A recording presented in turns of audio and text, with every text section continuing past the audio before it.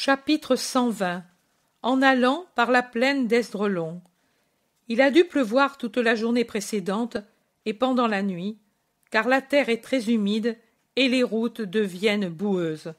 Mais, en revanche, l'atmosphère est claire, dégagée de toute poussière, à toute altitude. Le ciel rit là-haut comme redevenu printanier après l'orage qui l'a purifié, et la terre rit, elle aussi, rafraîchie par la pluie, propre, évoquant elle aussi un souvenir printanier par la fraîcheur de cette aurore sereine qui suit la tempête.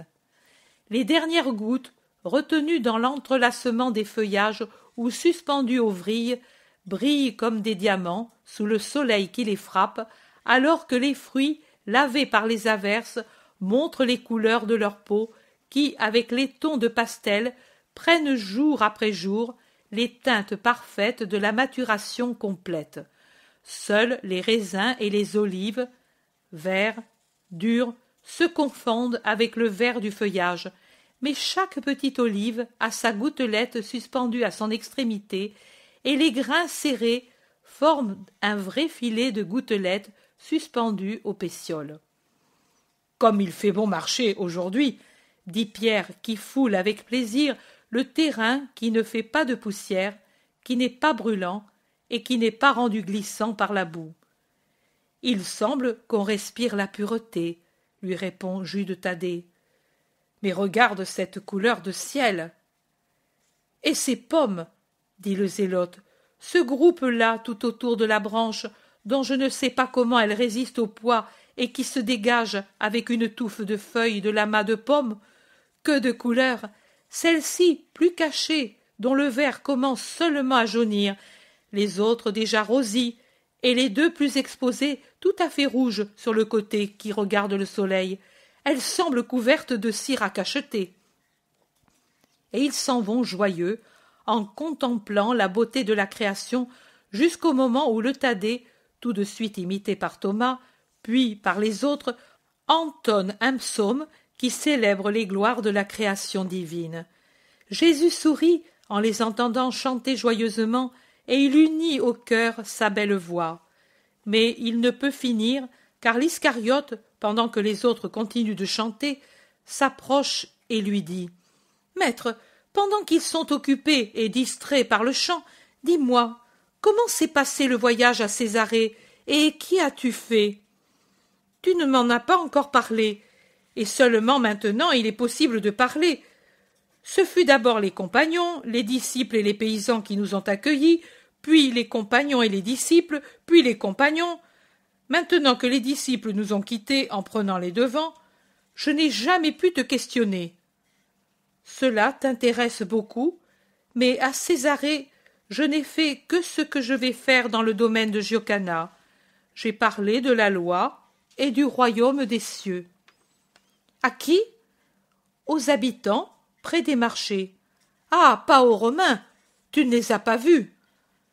Comment est-il possible d'être à Césarée, siège du proconsul, et de ne pas voir des Romains ? Je le sais, mais je dis, voilà, à eux personnellement, tu ne leur as pas parlé. Je répète, cela t'intéresse beaucoup.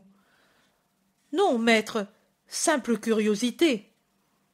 Eh bien, j'ai parlé aux Romaines. À Claudia aussi, que t'a-t-elle dit ? Rien, car Claudia ne s'est pas montrée, et même elle m'a fait comprendre qu'elle ne désire pas que l'on sache qu'elle a des relations avec nous. Jésus marque fortement la phrase et observe beaucoup Judas, qui, malgré son effronterie, change de couleur et prend un teint terreux après avoir légèrement rougi. Mais il a vite fait de se reprendre et il dit « Elle ne veut pas. Elle n'a plus de considération pour toi. C'est une folle. » Non, elle n'est pas folle. Elle est équilibrée. Elle sait distinguer et séparer son devoir de romaine et ses devoirs envers elle-même. À elle-même, à son esprit, elle procure la lumière et la respiration en venant vers la lumière et la pureté, car c'est une créature qui cherche instinctivement la vérité, et elle n'est pas satisfaite du mensonge du paganisme, mais elle ne veut pas nuire à sa patrie, pas même théoriquement, comme ce pourrait l'être de faire penser qu'elle serait partisane d'un possible compétiteur de Rome. Oh, mais tu es roi de l'esprit. Mais vous-même qui le savez, vous n'arrivez pas à vous en persuader. Peux-tu le nier? Judas rougit, puis pâlit. Il ne peut mentir, et il dit « Non, mais c'est le trop d'amour qui… » À plus forte raison, celui qui ne me connaît pas, c'est-à-dire Rome, peut craindre en moi un compétiteur. Claudia agit avec droiture aussi bien envers Dieu qu'envers sa patrie, en me donnant à moi honneur, sinon comme Dieu, du moins comme roi et maître spirituel, et en donnant à la patrie sa fidélité. Moi, j'admire les esprits fidèles et justes, et pas obstinés, et je voudrais que mes apôtres méritent la louange que je donne à la païenne. Judas ne sait que dire. Il va se séparer du maître, mais ensuite la curiosité l'aiguillonne encore. C'est plus que de la curiosité, le désir de savoir jusqu'à quel point le maître est au courant. Et il demande « Elles m'ont demandé ?» Ni toi, ni aucun autre apôtre. Mais alors, de quoi avez-vous parlé? De la vie chaste et de leur poète Virgile.